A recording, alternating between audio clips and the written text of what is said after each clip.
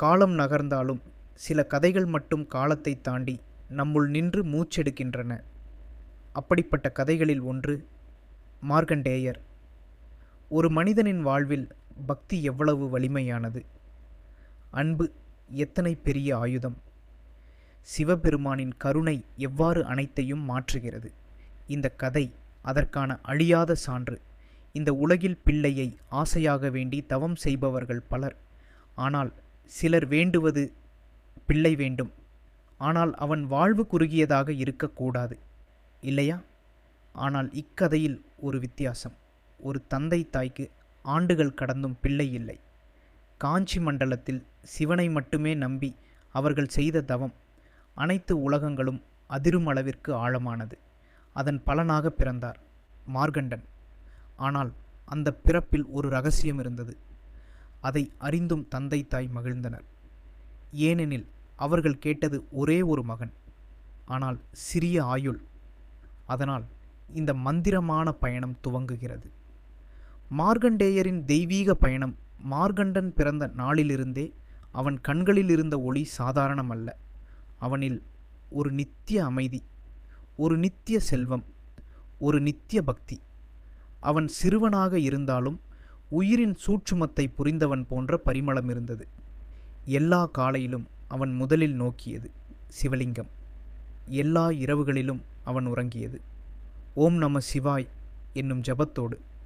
தத்தம் பெற்றோர் மட்டுமல்ல, கிராமமே அவனை பார்த்து பிரமித்தது.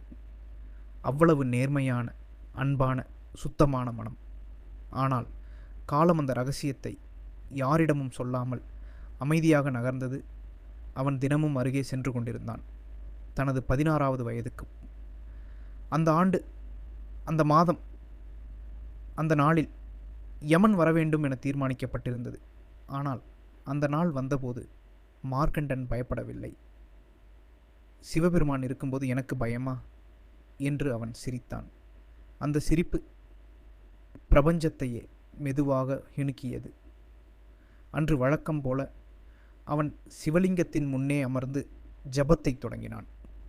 அந்த சங்கீதமான ஓம் நம சிவாய் ஜபம், அந்த சூறாவளியை நிறுத்தும் அமைதி, அந்த இருளை கட்டும் ஒளி. ஆனால் அப்போது யமன் வந்தார். காலத்தை கட்டுப்படுத்துபவர், ஆயுளை முடிப்பவர், கருமையான ஒளியின் உருவம். ஆனால் மார்க்கண்டன் ஜபத்தை நிறுத்தவில்லை. யமன் மெதுவாக சொன்னார், மார்க்கண்டா, என்னிடம் உன் நேரம் முடிந்தது, வா.